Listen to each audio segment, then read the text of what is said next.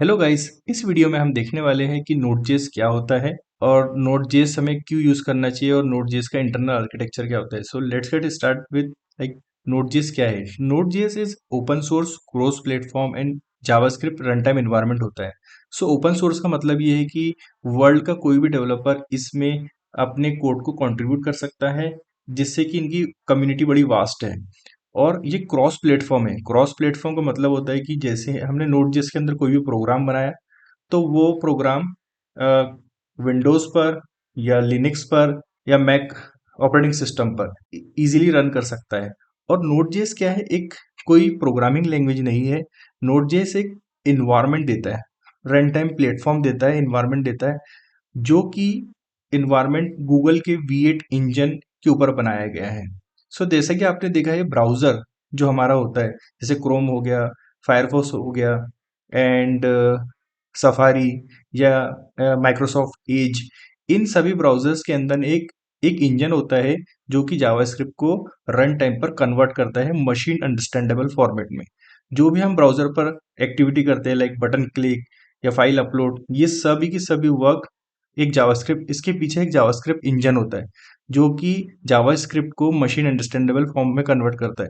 So in the same way ये Google Chrome में V8 engine का यूज किया गया है इस वर्क को करने के लिए, जो कि जावास्क्रिप्ट को मशीन अंडरस्टैंडेबल कोड में कन्वर्ट करता है और ये बड़ा फास्ट होता है। इसीलिए नोड जेएस को गूगल के V8 इंजन के ऊपर बनाया गया है। सो नोड जेएस का जो प्लेटफॉर्म है उसे V8 इंजन के ऊपर डेवलप किया गया है। तो इसमें क्या होता है कि नोड जेएस में हम जो भी जावास्क्रिप्ट लिखते हैं उसे ये V8 engine machine understandable code में कन्वर्ट कर देता है, जिससे कि मशीन इसको अंडरस्टैंड कर सके।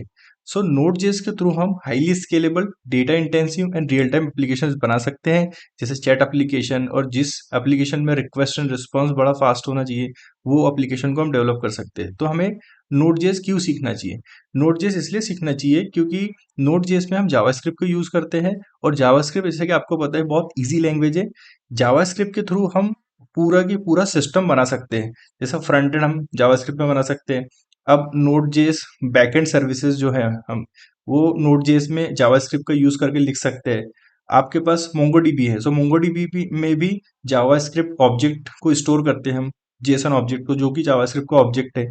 सो आप देख सकते हैं कि सिर्फ और सिर्फ एक लैंग्वेज सीखने से हम तीनों लेयर्स को कवर कर सकते हैं, like front end layer, back and layer and database layer. और इसका कम्युनिटी सपोर्ट बड़ा वास्ट है।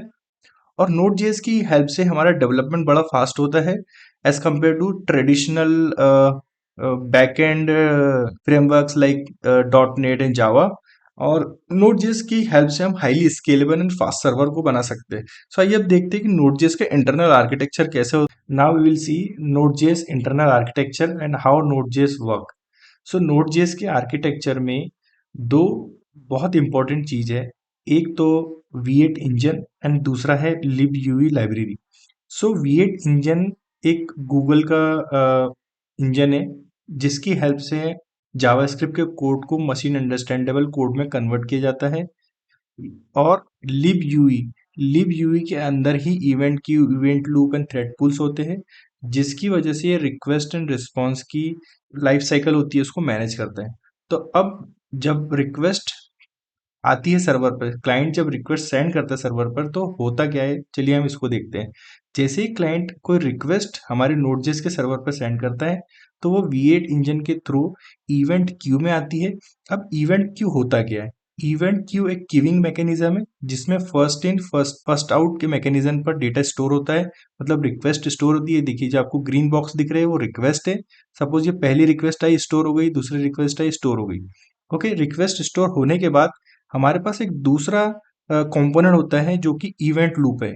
सो बेसिकली इवेंट लूप होता क्या है? सो इवेंट लूप एक कंटिन्यूअस रनिंग प्रोग्राम होता है, जो कि इवेंट क्यू को ऑलवेज ऑब्जर्व करते रहता है, और जैसी इवेंट क्यू में कोई भी टास्क या रिक्वेस्ट आती है उसे पिक कर लेता है। और इवेंट क्यू यहाँ पर डिसाइड करता है कि ये सिंक्रोनस टास्क है या असिंक्रोनस है।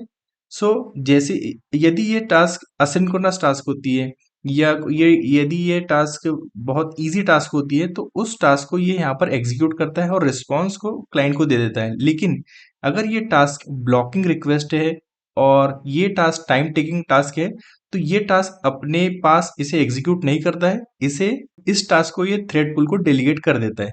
सो थ्रेड पूल क्या होता है? थ्रेड पूल जो होते हैं एक वर्कर टास्क होते हैं जो कि किसी वर्क को करते हैं बैकग्राउंड प्रोसेस में, जैसे कि फाइल सिस्टम से रिलेटेड कुछ वर्क हो गया, ये डेटाबेस रिलेटेड सिस्टम कुछ वर्क हो गया, या हमें कुछ इंक्रिप्शन डिक्रिप्शन करना है। सो इस तरह के जो हैवी कंप्यूटेशन टास्क होते हैं, हैवी टास्क होते हैं या ब्लॉकिंग ऑपरेशन होते हैं, वो थ्रेड पूल बैकग्राउंड में करते हैं।